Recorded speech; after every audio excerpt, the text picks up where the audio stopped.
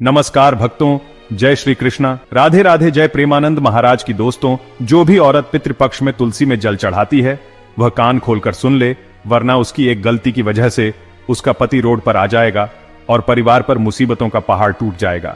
आज की इस खास वीडियो में हम एक ऐसे विषय पर बात करने जा रहे हैं जिसे सुनकर आपके रोंगटे खड़े हो जाएंगे, क्योंकि पितृपक्ष यानी श्राद्ध के समय में हर इंसान अपने पितरों की आत्मा की शांति के लिए कुछ ना कुछ जरूर करता है। कोई दान करता है, कोई तर्पण करता है, कोई तरह तरह के उपाय करता है। लेकिन क्या आपने कभी सोचा है कि जब पितृपक्ष के 16 दिन चल रहे होते हैं तो हमें तुलसी के पौधे में जल देने के क्या परिणाम मिल सकते हैं? यह हमारे लिए सकारात्मक हो सकता है या फिर नकारात्मक, क्योंकि हर भारतीय घर में तुलसी का पौधा पाया जाता है और रोजाना हर भारतीय महिला तुलसी के पौधे में जल देती है। शाम के समय में दीपक प्रज्वलित करती है। लेकिन पितृपक्ष के 16 दिन जो पूरी तरह से पितरों को समर्पित है, उस दौरान हमें तुलसी के पौधे में जल देना है या नहीं देना है, किन बातों का ध्यान रखना है, आज की वीडियो में आपको पूरी जानकारी मिलेगी। इस वीडियो को बिल्कुल अंत तक देखना। तो चलिए दोस्तों, वीडियो को शुरू करते हैं। लेकिन उससे पहले आपके फायदे के लिए एक महत्वपूर्ण जानकारी। दोस्तों, अगर आप भी चाहते हैं कि लक्ष्मी माता का आशीर्वाद आप पर बना रहे तो इस वीडियो को एक लाइक करें और आपके अपने चैनल को सब्सक्राइब कर लें और कमेंट बॉक्स में जय लक्ष्मी माता जरूर लिखें। दोस्तों, यह केवल एक सामान्य धार्मिक काम नहीं है, बल्कि यह आपके जीवन में सकारात्मक और नकारात्मक यानी अच्छा और बुरा दोनों तरह का प्रभाव डाल सकता है। इसलिए आज के वीडियो में हम आपको विस्तार से बताने वाले हैं कि अगर कोई भी महिला पितृपक्ष के दौरान तुलसी में जल चढ़ाती है तो उसके जीवन में कौन कौन से चमत्कारिक परिवर्तन होते हैं और कौन कौन सी कठिनाइयां उसके सामने खड़ी हो जाती है। क्योंकि जाने अनजाने में हम ऐसे कई काम करते हैं जो कभी तो हमारे लिए अच्छे निकलते, लेकिन कभी कभी बहुत बुरे साबित होते हैं। सबसे पहले हम बात करेंगे सकारात्मक पहलू की। पितृपक्ष के दौरान अगर कोई भी महिला अगर तुलसी के पौधे में जल देती है तो उसका क्या अच्छा परिणाम उसकी जिंदगी में आ सकता है। बहुत ध्यान से हमारी बात को सुनना। जब आप इस वीडियो को अंत तक देखेंगे तो आपके मन के बहुत सारे सवालों का जवाब आपको मिल जाएगा। और एक बात तो तय है, जाते जाते पितृपक्ष के बाद आपके पितृ आपको आशीर्वाद देकर जाएंगे। बस इस वीडियो को अंत तक देख लेना। तुलसी को हमारे धर्म में माता का स्थान दिया गया है और पितृपक्ष के दिनों में तुलसी पर जल अर्पण करने से पितरों की आत्मा को शांति मिलती है। जब औरत तुलसी पर जल चढ़ाती है तो घर के वातावरण में एक दिव्य कंपन उत्पन्न होता है जो नकारात्मक शक्तियों को दूर कर देता है। जैसे कि आप सुबह सुबह स्नान करके जैसे ही तुलसी माता में जल अर्पित करती है, वैसे ही इधर घर में सकारात्मक आवृत्ति का कंपन शुरू हो जाता है। चारों ओर सकारात्मकता छाने लगती है, जिससे बुरी आत्माएं होती हैं। घर में नकारात्मक साया होता है, वह दूर भागकर चला जाता है।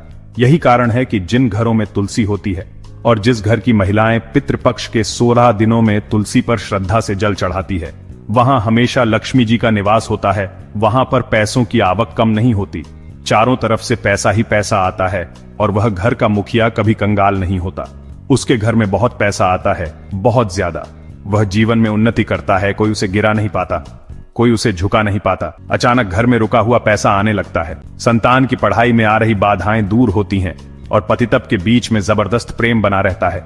यही नहीं, कई बार तो देखा गया है कि जिन घरों में काफी सालों से संतान की कमी थी, बच्चा हो ही नहीं रहा था, तमाम तरह के ट्रीटमेंट करवा लिए, तमाम तरह की औषधि ले ली, लेकिन फिर भी संतान योग नहीं बन रहा था।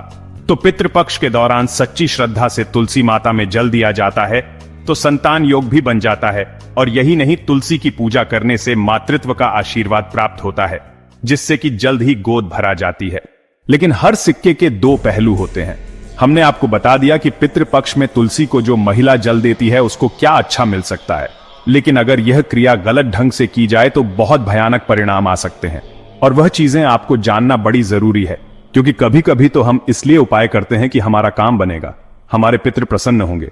लेकिन मान लो तुमने वह क्रिया सही ढंग से नहीं की तो पितृ को प्रसन्न करने के बजाय तुम और ज्यादा क्रोधित कर दोगे। इसलिए आज के वीडियो अंत तक देखना, तभी तुम्हें ज्ञान मिल पाएगा, तभी तुम्हें सही सलाह प्राप्त हो पाएगी। क्योंकि जमाने के लोग तो तरह तरह की बातें करते हैं, हमें उनकी बातों में नहीं फंसना है, हमें गुरु जी की बात माननी है और आगे वीडियो को बिल्कुल अंत तक देखना है। देखिए, पितृपक्ष के दिनों में तुलसी पर जल चढ़ाने का नियम है और इस नियम को अपनाकर सावधानी को बरत कर ही हम लाभ हासिल कर सकते हैं। आप तुलसी में जल चढ़ाना चाहती हैं तो कभी भी नहीं चढ़ा सकती। आपको सुबह के समय ही तुलसी में जल चढ़ाना होगा, खास तौर पर ब्रह्म मुहूर्त में, और वह भी शुद्ध भाव से। आपको तुलसी माता में दोपहर को या शाम को जल नहीं चढ़ाना है, कान खोलकर यह बात सुन लेना, वरना बहुत बड़ी मुसीबत पैदा हो जाएगी। पितृपक्ष के 16 दिनों में आप तुलसी पर जल चढ़ाइए, लेकिन सुबह के समय में, दोपहर या फिर शाम को आपको तुलसी माता में जल नहीं चढ़ाना है, वरना लाभ होने के बजाय और ज्यादा हानि होने लग जाएगी। माना जाता है कि ऐसा करने से पितृ नाराज हो जाते हैं और घर पर संकट मंडराने लगता है, आर्थिक हानि होने लग जाती है, संतान का एकदम से स्वास्थ्य बिगड़ने लगता है और कई बार यह देखने को भी मिला है कि पतितप के रिश्तों में भी दरारें आ जाती हैं। इसलिए अगर आप रोजाना तुलसी माता पर जल चढ़ा रही हैं तो इस बात का विशेष ध्यान रखें। पितृपक्ष के 16 दिनों में या अन्य किसी भी दिन सुबह के समय ही आपको जल चढ़ाना है, दोपहर या शाम के समय जल नहीं चढ़ाना है, वरना आप करने तो अच्छा जाओगे लेकिन और ज्यादा बुरा हो जाएगा। इसी के साथ साथ तुलसी पर जल चढ़ाते समय महिला अशुद्ध नहीं होनी चाहिए। यह कार्य भी आपके पितरों को दुख पहुंचाता है। कई बार क्या होता है, कुछ महिलाएं स्वच्छता का ध्यान नहीं रखती, सुबह उठती हैं, नहाती धोती नहीं है और तुरंत तुलसी माता पर जल चढ़ा देती है। ऐसा करना भी मुश्किलों से आपको डाल देगा और इसका परिणाम ऐसा होता है कि घर में क्लश होने लग जाता है, कलह होने लग जाता है, मानसिक तनाव होने लग जाता है। एक और महत्वपूर्ण बात जो आपको बहुत ध्यान देनी होगी कि जब आप पितृपक्ष के दौरान तुलसी में जल चढ़ा रहे हैं तो आपके मन में श्रद्धा होनी चाहिए, अच्छा भाव होना चाहिए। अगर आप एक सामान्य पौधा समझकर अपनी जिम्मेदारी ना समझते हुए केवल फॉर्मेलिटी के लिए तुलसी पर जल चढ़ाएंगे तो वह आपको शुभ परिणाम नहीं देगा। यह बात आप कान खोलकर सुन लेना। अगर यह बात आपने नहीं समझी तो आपको पितृपक्ष के दौरान भयंकर मुसीबतों का सामना करना पड़ सकता है। दिखावे के लिए यह काम बिल्कुल भी नहीं करना है, क्योंकि आज के जमाने के लोग दिखावे के शौकीन हैं। उन्हें स्टोरी बनानी है, स्नैप बनाना है और यही करने के लिए वह सब धार्मिक क्रिया करते तुम्हें ऐसा जीरो ऑलोक नहीं करना है, वरना जीवन में बिना बुलाए परेशानियों को न्योता दे दोगे। पितृपक्ष का महत्व केवल कर्मकांड से नहीं होता बल्कि भावनाओं से जुड़ा होता। इसलिए अगर तुलसी पर जल चढ़ाते समय मन में करुणा है, प्रेम है और सच्ची श्रद्धा है तो आपके पिता आपसे जरूर प्रसन्न होंगे और उनकी कृपा से आपके घर परिवार में स्वस्थ माहौल होगा, समृद्धि होगी, सुखी संतान होगी, सब कुछ सुखमय होगा। कई कथाओं में तो यह भी आता है कि एक औरत जिसने पितृपक्ष में पूरे नियम से तुलसी पर जल चढ़ाया, उसकी पीढ़ियों का उद्धार हुआ और अचानक से उसके घर में ऐसा वैभव आया, इतना पैसा आया कि गिनना मुश्किल हो गया, इतनी संपदाएं कि संभालना मुश्किल हो गया। आप भी यह सब हासिल कर सकते हैं, लेकिन आपके इरादे नेक होने चाहिए। आपके मन में भड़काऊ नहीं होना चाहिए, आपके मन में दोगलापन नहीं होना चाहिए, किसी के प्रति आकर्षण नहीं होना चाहिए। उस समय पूरा ध्यान आपका तुलसी माता में, भगवान विष्णु में, आपके पितरों में होना चाहिए। आपको हम एक और बहुत जरूरी बात बताना चाहते हैं, इस वीडियो को बिल्कुल अंत तक देखना। तुलसी पर जल चढ़ाते समय कोई औरत मन ही मन अगर अपने पितरों से प्रार्थना करती है तो उसकी पुकार सीधे पितरों तक पहुंच जाती है। जब भी कोई महिला तुलसी के पौधे में सुबह सुबह जल चढ़ाए तो अपनी जो भी कामना है अपने मन में दोहराएं। आपकी वह मनोकामना आपके पितरों तक पहुंचेगी और वह जल्द ही उसे पूरा कर देंगे। उनका आशीर्वाद आपके जीवन को बदल देगा। लेकिन अगर कोई औरत जल चढ़ाने के बाद तुरंत गंदे गंदे शब्द बोलती है, किसी की बुराई करती है, दूसरों को अपमानित करती है, घर में क्लेश मचाती है, तो यह भी तुलसी का अपमान होता है, क्योंकि आप एक समय पर तो धार्मिक कार्य कर रहे हैं और वह हुआ और आप लोगों का अपमान करने लग गए, लोगों की बुराई करने लग गए, बेईमानी करने लग गए, तो ऐसे अपमान से आपके पितर भी नाराज हो जाते हैं। यह बात ध्यान रख लेना। तुलसी माता सिर्फ एक पौधा नहीं है, बल्कि देवी लक्ष्मी और भगवान विष्णु का प्रतीक है। इसलिए पितृपक्ष में औरतों को तुलसी पर जल चढ़ाते समय विशेष सावधानी रखनी चाहिए। 2-3 सावधानियां गुरुजी तुम्हें बता रहे हैं। ये सावधानियां अगर तुमने नहीं सुनी तो तुम बहुत बड़ी मुसीबत में फंस सकते हो। तुम्हारी एक गलती तुम्हारे ऊपर भयंकर पितृदोष लगा सकती है। इसलिए वीडियो को बिल्कुल अंत तक देखते रहना। अगर आपको गलती से शाम के समय या फिर दीपक जलाते समय तुलसी के ऊपर जल अर्पण हो गया है तो समझ लेना कुछ मुसीबत जीवन में आ सकती है। इसलिए तुम्हें बहुत सावधानी से काम लेना है। इस विषय की गहराई को समझना बहुत जरूरी है, क्योंकि यह केवल एक धार्मिक रिवाज नहीं है, बल्कि जीवन की दिशा तय करने वाला महत्वपूर्ण फैसला है। क्योंकि आज के द्वार में विज्ञान भी मानता है कि तुलसी के पास ऊर्जा होती है और यह ऊर्जा जल के माध्यम से सक्रिय होती है। जब कोई औरत पितृपक्ष में तुलसी पर जल चढ़ाती है तो वह अपने घर के वातावरण को ऊर्जावान बनाती है, सकारात्मक कंपन से भर देती है। लेकिन वही अगर यह जल बिना किसी नियम के चढ़ाया जाए, अपित्र हाथों से चढ़ाया जाए, तो डाला हुआ यह जल ऊर्जा के असर को उल्टा कर देता है। यह हम आपको वैज्ञानिक कारण बता रहे हैं और यह वैज्ञानिक कारण उन लोगों के लिए है जो इस बात को गहराई से समझना चाहते हैं। अब जरा आप खुद विचार करके सोचिए, यह विषय कितना गहरा है कि आप कितनी बारीकी से हमारे आर्षि मुनियों ने हर नियम को बनाया है। पितृपक्ष में तुलसी की पूजा करना बहुत सकारात्मक परिणाम देता है, धन आगमन का सूचक होता है, परिवार में शांति, रोगों से मुक्ति, पितरों की आत्मा को शांति, संतान की उन्नति। वहीं कई प्रकार के नकारात्मक परिणाम जैसे कि घर में क्लेश हो रहा है, आर्थिक संकट है, रिश्तों में दरार है, संतान को कष्ट हो रहा है, यह सारी मुश्किलें दूर हो जाती हैं। लेकिन इतना ध्यान रखना, नियम कायदों का पालन करना होगा। तुलसी के पौधे में बेटाइम जल नहीं चढ़ाना है कि जब आपको मौका मिला, जब आप फ्री हो गए, दिन में चढ़ा दिया, शाम को चढ़ा दिया। ये चीजें बड़ी मुश्किल में आपको डाल सकती हैं। आप बस इतना ध्यान रखना कि आपको अगर अपने घर को स्वर्ग बनाना है तो यह नियम अपनाना है। अगर यह नियम टूट गए तो नर्क का द्वार भी खुल जाएगा। इसलिए सावधान रहना और जागरूक रहना। अपने पितरों का आशीर्वाद लेने का यही सही मार्ग है। पितृपक्ष के 16 दिन जब हमारे पितृ लोग छोड़कर हमारे घर में आते हैं, और इन 16 दिनों में हमारे पास वह मौका होता है कि हम उनके निमित्त कुछ करके उनकी आत्मा को शांति प्रदान कर सकें, उनकी अधूरी इच्छाओं को पूरा कर सकें। और जब वह आपके घर आते हैं तो आपसे अभिलाषा रखते हैं कि आप उनके लिए कुछ करेंगे, आप उनके निमित्त दान करेंगे, आप उनके निमित्त तुलसी में जल चढ़ाएंगे, आप उनके निमित्त ब्राह्मण भोज कराएंगे। लेकिन जब आप ये सब काम दिल से नहीं करते या फिर करना भूल जाते हैं तो उन्हें बड़ा बुरा लगता है। 16 दिन वह आपके घर में तो रहते हैं लेकिन काफी दुखी मन से, और 16 दिन बाद जब वह जाते हैं तो आपको आशीर्वाद देने के बजाय क्रोध देकर जाते हैं, और जाते जाते भी उनके चेहरे पर संतुष्टि का भाव नहीं होता। इसलिए आपको एक बात ध्यान से समझ लेनी है कि पितृपक्ष के इन 16 दिनों में आपको अपने पितरों को नाराज नहीं करना है, आपको उनके निमित्त सब कुछ करना है। तुलसी में जल देना है तो सही समय पर सुबह के समय देना है, इससे लाभ ही लाभ होगा। ब्राह्मण भोज भी करवाना है, गौ माता को चारा भी खिलाना है और गरीबों की मदद भी करनी है, क्योंकि साल में 360 दिन होते हैं। हम जितना दान पुण्य करते हैं वह हमारे हिस्से में आता है, लेकिन साल के ये जो 16 दिन है जिन्हें हम पितृपक्ष के दिन कहते हैं, श्राद्ध के दिन कहते हैं, ये बहुत खास होते हैं। इसमें जो भी हम दान करते हैं वह हमारे पितरों को जाता है, उन्हें तृप्ति मिलती है। तो जरा आप सोचिए, कोई आपके माता पिता है, वह खुश होंगे तो आपको कितना अच्छा लगेगा। उसी प्रकार से आपके पितर आपके माता पिता ही तो हैं, जो आपके पूर्वज हैं। आप अपने दादाजी को जानते हैं, पर दादाजी को जानते हैं, लेकिन उससे पहले आपकी कितनी पीढ़ियां रही होंगी, आप उन्हें नहीं जानते। लेकिन हमें मौका मिला है, उनका उद्धार करने का हमें मौका मिला है, उनको मुक्त कराने का, या उनके पास जाने की बात है, अधूरेपन को दूर करने का, उनकी अधूरी इच्छाओं को पूरा करने का। तो यह पितृपक्ष का समय आपकी किस्मत बदल सकता है। आप इस बात का ध्यान रखना कि तुलसी के पौधे में अगर जल चढ़ा रही है तो आपकी शुद्ध भाव होने चाहिए, आप सही समय होना चाहिए और नियम पवित्र होने चाहिए। अस्वच्छता, गंधापन या फिर टाइम के साथ छेड़खानी नहीं चलेगी, तभी पितृ प्रसन्न होंगे। आपके घर में सुख, समृद्धि, शांति का निवास होगा। जो आपने सोचा था वह आपको मिल जाएगा। हर हाल में आपका परिवार सुखी हो जाएगा। पितृदोष से आपको मृत मुक्ति मिल जाएगी।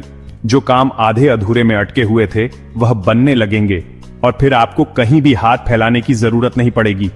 आपके पितर आपको इतना कुछ देकर जाएंगे कि आप संभाले संभाले थक जाएंगे। पितृपक्ष का समय बहुत ही विशेष और पावन माना जाता है। इस दौरान हमारे पूर्वज धरती पर आते हैं और अपने वंशजों से तर्पण, पिंडदान और श्राद्ध के रूप में सम्मान प्राप्त करते हैं। यह समय ऐसा है जब हमें हर कदम संभल कर चलना चाहिए, क्योंकि इस काल में की गई छोटी सी गलती भी पितरों को अप्रसन्न कर सकती है। इसी वजह से शास्त्रों में पितृपक्ष में कुछ खास नियम बताए गए हैं, जिनका पालन करना बेहद जरूरी होता है। जब बात आती है दीपक जलाने की तो लोग अक्सर भ्रमित हो जाते हैं कि पितृपक्ष में मुख्य द्वार पर दीपक जलाना चाहिए या नहीं। दरअसल मुख्य द्वार पर दीपक जलाने की परंपरा दीपावली और अन्य शुभ अवसरों पर होती है, जहां हम देवी देवताओं का स्वागत करते हैं और घर में लक्ष्मी गणेश को आमंत्रित करते हैं। लेकिन पितृपक्ष के समय यह परंपरा नहीं निभाई जाती, क्योंकि यह समय देवताओं की पूजा अर्चना का नहीं बल्कि पितरों के तर्पण और श्राद्ध का होता है। इस दौरान मुख्य द्वार पर दीपक जलाने से मान्यता है कि यह वातावरण को देवताओं की पूजा जैसा बना देता है, जबकि इस समय का उद्देश्य केवल पितरों का आह्वान करना होता है। इसलिए पितृपक्ष में मुख्य द्वार पर दीपक जलाना उचित नहीं माना गया है। हाँ, श्राद्ध कर्म करते समय, तर्पण करते समय पितरों के नाम पर दक्षिण दिशा में या पीपल के नीचे दीपक जलाना शुभ माना जाता है, क्योंकि दीपक से वातावरण पवित्र होता है और पितरों तक प्रकाश का मार्ग पहुंचता है। धार्मिक ग्रंथों में पितृपक्ष के दौरान बहुत सारी सावधानियों का भी उल्लेख किया गया है। इस समय किसी भी प्रकार के शुभ कार्य जैसे विवाह, सगाई, गृह प्रवेश, मुंडन संस्कार नए घर का निर्माण आरंभ करना या नए कपड़े खरीदकर पहनना वर्जित होता है। ऐसा इसलिए क्योंकि यह समय उत्सव का नहीं बल्कि स्मरण का होता है। यह काल हमें हमारे पूर्वजों की याद दिलाने और उनके प्रति कृतज्ञता जताने का अवसर देता है। यदि इस समय कोई नया कार्य आरंभ किया जाए तो मान्यता है कि उसका फल शुभ नहीं होता, क्योंकि पितरों की आत्मा उस कार्य में भागीदारी नहीं देती। इसी प्रकार घर में बहुत अधिक शोर शराबा करना, संगीत बजाना, नाच गाना करना या किसी भी तरह की भव्य पार्टी रखना भी पितृपक्ष में अशुभ माना जाता है। इस समय का उद्देश्य भोग विलास नहीं बल्कि त्याग और श्रद्धा है। कई लोग भूलवश इस समय बड़ी बड़ी खुशियों का आयोजन कर बैठते हैं और बाद में उन्हें बाधाओं का सामना करना पड़ता है। शास्त्र कहते हैं कि पितृपक्ष में जितनी श्रद्धा और शांति से आप पितरों की सेवा करेंगे, उतनी ही जल्दी आपके जीवन की रुकावटें दूर होंगी। भोजन के विषय में भी पितृपक्ष में कुछ नियम है। इस दौरान पवित्रता का विशेष ध्यान रखना चाहिए। भोजन सात्विक होना चाहिए और प्याज, लहसुन जैसी तामसिक चीजों का परहेज करना चाहिए। इस समय मांस मदिरा का सेवन करना तो सीधा पितरों का अपमान माना गया है। श्राद्ध के दिनों में स्वयं भी संयमित रहना चाहिए और घर में भी शांति का वातावरण बनाए रखना चाहिए। पितृपक्ष के दौरान एक और बड़ी भूल जो लोग करते हैं वह है दक्षिण मुखी सोना या सिरहाने की तरफ पैर करके लेटना। ऐसा करने से पितरों की आत्मा असंतुष्ट हो सकती है, क्योंकि इस दिशा का संबंध सीधे पितरों से है और इसे अनादर के रूप में देखा जाता है। इसी तरह यदि घर में तुलसी का पौधा है तो उसे इस समय किसी भी प्रकार से नुकसान पहुंचाना या बिना कारण तोड़ना भी अशुभ माना गया है। तुलसी स्वयं में पवित्र है और पितृपक्ष में इसका महत्व और भी बढ़ जाता है। पितृपक्ष हमें यह सिखाता है कि जीवन सिर्फ हमारे लिए नहीं है बल्कि उन पूर्वजों के लिए भी है जिन्होंने हमें जन्म दिया और हमारे लिए अपनी पूरी जिंदगी समर्पित की। इसलिए यह समय हमें अपनी आदतों और आचरण में विशेष सावधानी बरतने की प्रेरणा देता है। मुख्य द्वार पर दीपक जलाने का कार्य भले ही शुभ अवसरों पर किया जाए, परंतु पितृपक्ष में दीपक वहीं जलाना चाहिए जहां पितरों के लिए श्राद्ध और तर्पण की क्रिया की जा रही हो। इस तरह यदि हम इन नियमों का पालन करेंगे तो न केवल हमारे पितृ प्रसन्न होंगे बल्कि उनके आशीर्वाद से हमारे घर में सुख, समृद्धि, शांति और संतोष का वातावरण भी बना रहेगा। पितृपक्ष का यह समय हर इंसान को यह याद दिलाता है कि जीवन की असली शक्ति हमारे पूर्वज ही हैं और उनके आशीर्वाद के बिना हम कुछ भी नहीं। दोस्तों, यह तमाम जानकारी जन रुचि को ध्यान में रखकर दी जा रही है। ज्योतिष और धर्म के उपाय को अपनी आस्था और विश्वास पर आजमाएं। आपको यह वीडियो कैसी लगी हमें कमेंट करके बताएं। अगर आपको हमारी वीडियो अच्छी लगी तो कमेंट बॉक्स में जय मां लक्ष्मी जरूर लिखें और चैनल सब्सक्राइब करना ना भूलें। दोस्तों, मिलते हैं अगली वीडियो में एक नई जानकारी के साथ। तब तक के लिए जय श्री राम दोस्तों।